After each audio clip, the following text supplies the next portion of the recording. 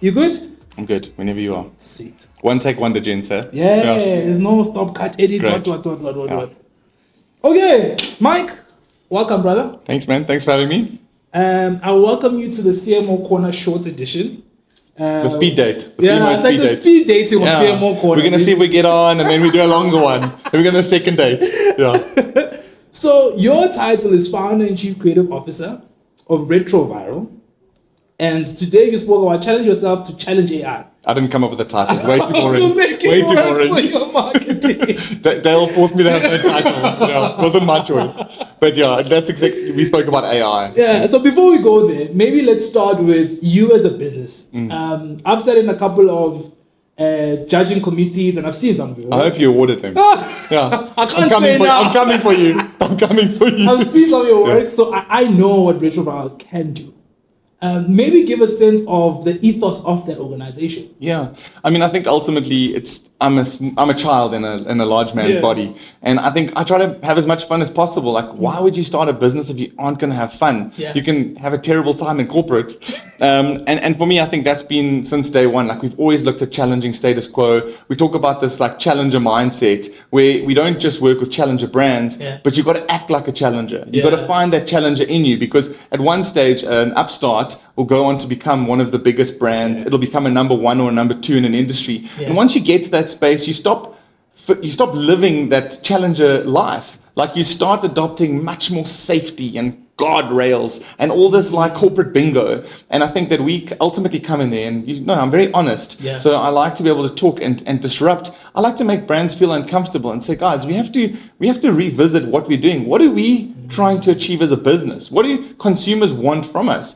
And so many of the larger brands, they are functional, whether it's a telco, whether it's a financial institution, whether it's an insurance brand. So much of that stuff is functional that the average consumer doesn't want to play with that brand. They want to just use it when they need it. And I think that there's a way to make brands a lot more exciting and a lot more a part of your everyday life. So we work on the always on side of brands. We then also work on this virality and cultural moments. We talk about moving at the speed of culture. So for us, it's a very important moment to listen what's happening, what people are talking about. And for me, I'm very proud because I have a team of about 25 people, different backgrounds, shapes, sizes, races, cultures. We almost are a melting pot of South Africa. And anytime there's an opportunity to work on something, I've got a whole team of people that can debate things. No, this doesn't work because of this. This will definitely work because of why. And I think that's what I love about getting up in the morning, is the people I work with and making solutions for all kinds of brands and all kinds of South African customers. How do you get it right, bro? And I say this because going viral, and I'm not saying that's the only thing your business does, but for me, it's already in the naming convention, right? So already you're saying we're retroviral. So if you want to go viral, come to us. Already that's like, to a certain degree, that's your proposition off the jump. But how do you get it right all the time? Or maybe you don't get it right all the time, but how do you get it right most frequently? For me, I'm obsessed with content and storytelling, and I have a background in PR and also writing some content. So for me, I believe that there's this marrying of being remarkable. So if the content isn't going to be remarkable, then you might as well just stop. Because if it's not remarkable first and foremost, no one's going to care. And then when it's remarkable, you plug it into the right channels, you leverage the right influencers, you leverage the right news and media channels. And I think that's where so many PR agencies, they don't have the creativity, and so many ad agencies don't have the distribution and the PR ability. So because we understand both worlds, I think that's where we get it right. And for me, it's also about being blunt and being honest. If I have an idea, if one of my colleagues has an idea, we almost put it to the lion's den first, put it into the work WhatsApp group and say, guys, what are you thinking about this? Because then you're allowed to have the honesty and the freedom to say, this is going to be offensive to this person in South Africa. This is going to be controversial because of this thing. And we panel beat so much of that stuff to know by the time we get to the client,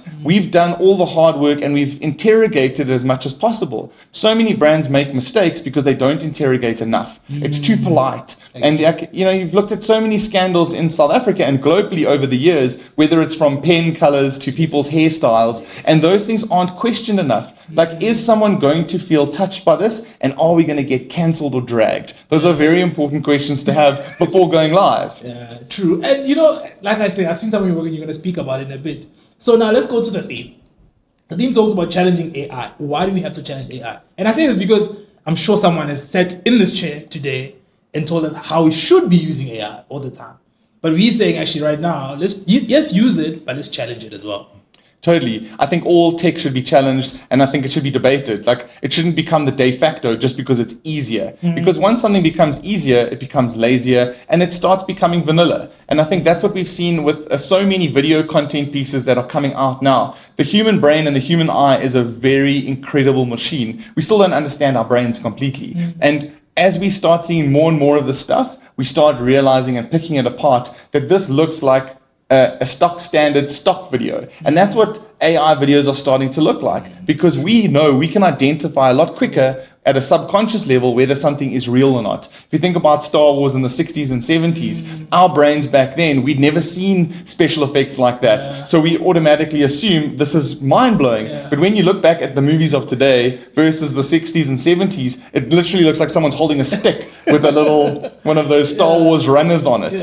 And I think that's the thing, like, you have to think about what is the creativity that you're injecting in this thing. And for me, I'm a massive fan of AI being used to almost start a conversation, start a thought process. I don't believe it should be the full process, because it helps you make storyboards quicker. It helps you to speak clients a lot quicker and articulate your thoughts a lot better. In our world, there's a lot of show and sell, yes, you know, but so many times we can't actually show the thing. Now with AI, we can show a lot more of what's in our heads, because agencies don't always talk corporate, and we don't always get our idea across. And on the other side of the fence, the corporate, the client, the brand, they have to make smart decisions based on budget and be frugal with that spend. And they have to almost see that you believe in the idea that this thing is going to work. Because in some campaigns, it's zero sum. If it doesn't work, people are going to lose their jobs.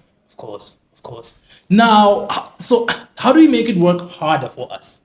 Because you almost have to push the boundaries a bit more on AI, so that it actually delivers the best outcome, utilizing ourselves as individuals who have the thinking power. For me, so much of it is about experimentation. Like, I talk about the stuff that I learned at university. It became redundant a few years later. So many new technologies were adopted or launched or created. Social media came into effect. And now you've got things like TikTok with short content. You've got 9x16s. You've got all these formats. The only way you can truly evolve is to roll your sleeves up and experiment, because most new tech doesn't exist in a textbook anyway. You can't learn it. And theory is less than practice and practical. Jeez, man. Okay, so let's talk about some of the work you've worked on. I'm not sure if you want to touch on, and you can pick, because I've seen some of the stuff and I saw your presentation. I love the castle stuff.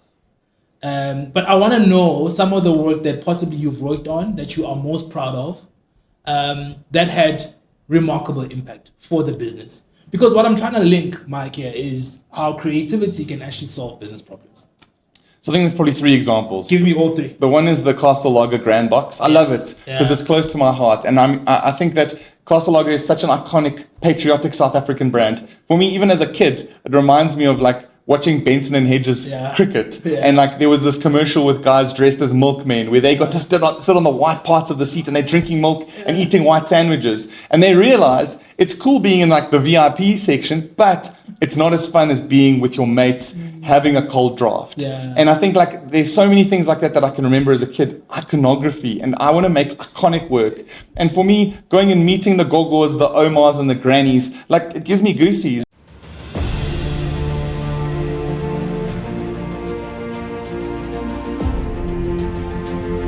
Awubongi umntwana nje bethu oluthulile kodwa uyakhuluma kodwa nje akasiwo umntwana okhuluma kakhulu kwamnandi uyavakasha nakade khona noma ngabe uyandlula uyeza kimi athi gogo uyabona sengihambile angakabi nale ukube asadlala ngithi mina uyofana so phambili so kude manje angeke sahlukana nalento.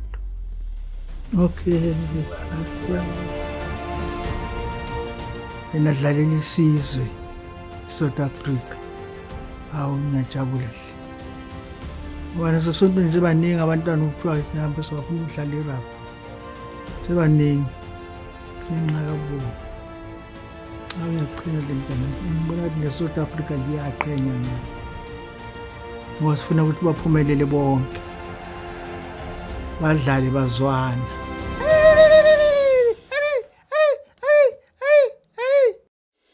Yes.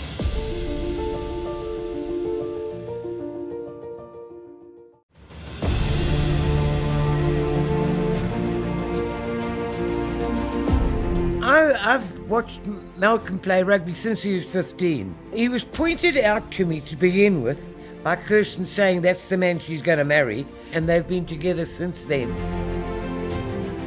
Malcolm became another person when he was on the rugby field, and he'd focus on that ball like you can't believe. His eyes are like a chameleon's. They can get all the way around.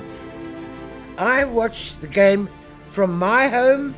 We have tea and cake, and then afterwards we might have a drink or two.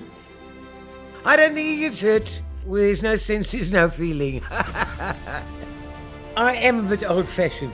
I don't want a cell phone. I'm perfectly happy with my landline. Malcolm knows my number and he even phones me on this. I don't know how he does it, but he does. Oh, for goodness sake, there's Malcolm over there. Sometimes he looks really angry, eh? He's like an ox, he's so strong. This is really a smashing day. Pity we can't have a party. Cheers, everyone.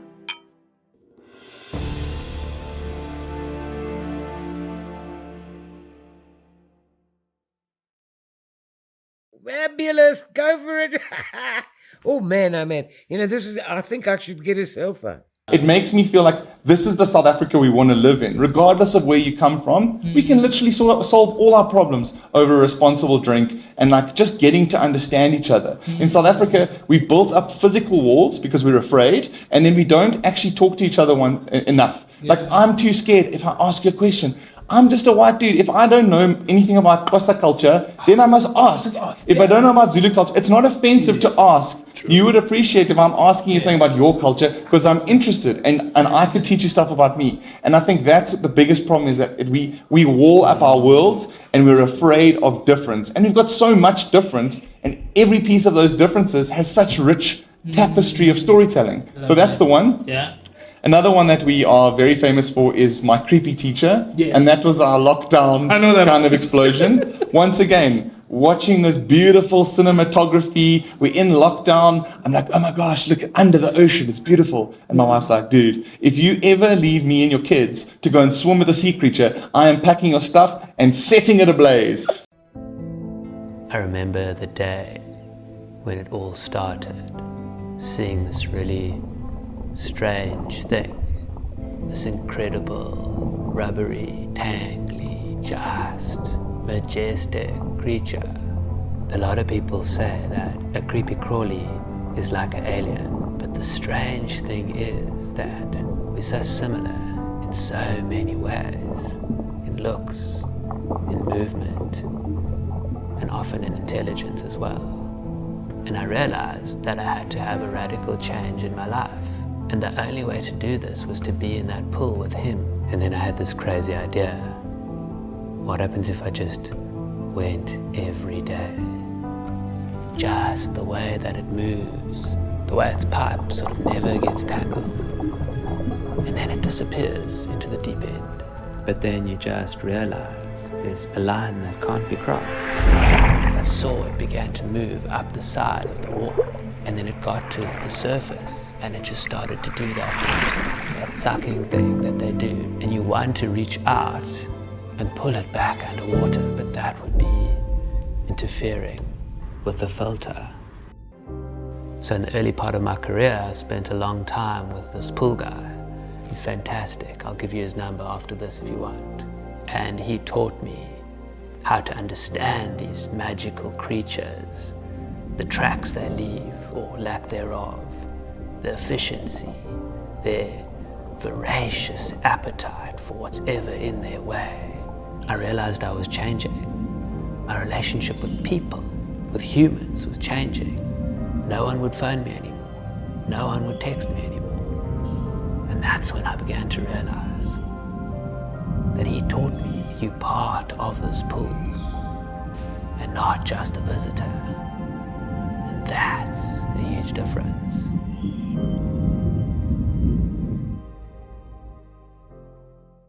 And, I used to ride my bicycle a lot in those few minutes that we could exercise in lockdown. Yeah. And I was riding around and I was like, I wonder how many couples, friends, people, like how many people are having this debate right now? And once again, back to the early comment, putting the question into the WhatsApp group. Hey guys, is my octopus teacher, is it a very like white Cape Town thing? Yes. Or is it like, are people across South Africa, different cultures, different races, are people talking about this thing? Because it's quite interesting. And then, that's when a lot of my staff, like a black guy, Khosi, he was like, no, man, it's quite an interesting one. What if we explore it like this? And then you have those discussions so that you can then go back to say to the client and say, a lot of people are talking about this thing. Like there's an interesting moment, and then build the campaign off the back of that. And I think because there's a lot of love in what we do and there's a lot of good intention, and we sweat that asset. When it goes live in the world, I'm going to tell all my contacts about it. I'm going to message you if there's something that's relevant for a marketing message.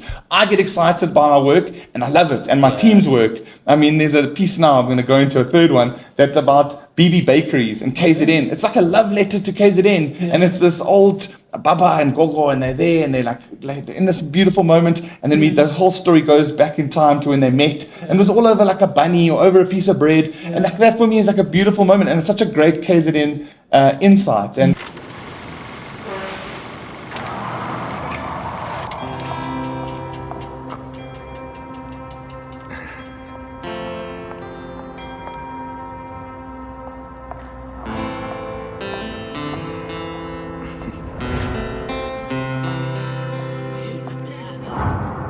namhlanje ngisakhumbula leyo nyanga, izandla zijuluka nekhanda bengishisa, ngathi mambo yami inhliziyo ngachazwa, intombi enjena mina ngiyazifela ngayo.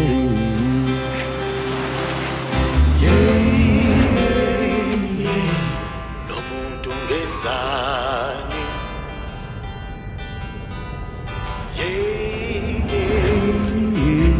Lo muntu ngenzani? Empilweni ngithole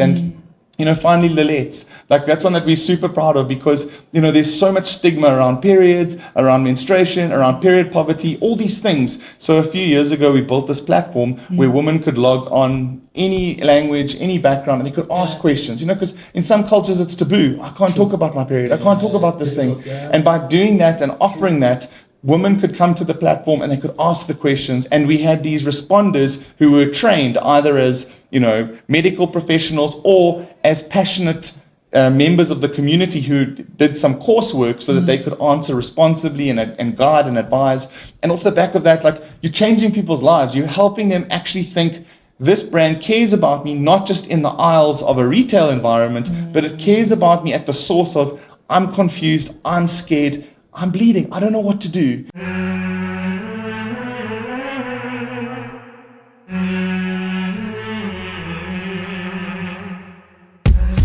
Someone somewhere keeps deciding what I should be, when I should be it, and in what filter I should be it in. This or that, these but never those. Be full but not too much. Acknowledge your struggles, but remember to go, go, go. Stop. Stop drawing conclusions on my page, for I am crafting my own story, my way. You did not create my confidence, so don't assume you can curate my identity. It is time to choke the tired lies and live by liberating truths. My strength is my vulnerability. My courage is found in the growing. And yes, I do have the audacity. Hubulela ka lilimi laka. To be soft and rugged all at once. To stop when I can't. to go full force when I can. I will stand, legs shaking, conviction strong, and when the waves of periods and pains come, I will love and listen to my body. I have the audacity to be real, to be me, so be you, period. And I think those projects for me always come back to touch my heart. Do you find that that's an easy sell or a difficult sell when you take it to the boardroom? Because it seems like a lot of your ideas almost touch the heart first before we even deal with the let's move volume or let's sell more of this, and almost feels like it's an emotional plot. Yes. And then obviously there's an execution bit that will drive volume or whatever. Brands obsess over the funnel, the sales funnel.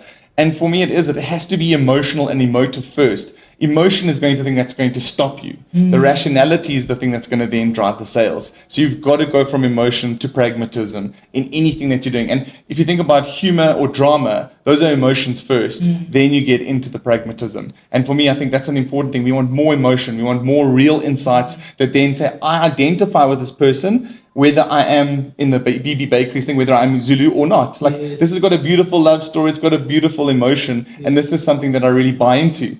Recently with Mpumelelo Mhlongo, he went to Paralympics, he was our flag bearer, told this beautiful story about, he epitomizes one change. If it was one parent, one teacher, one opportunity, that's the thing that, BIC as a brand strives for, because they give out pens and they want to help kids stay in school in South Africa. And he has the most incredible story of a dude who came from nothing, who now has gone on to break world records, win gold medals, and be one of our proudest South Africans at the Paralympics. Crazy.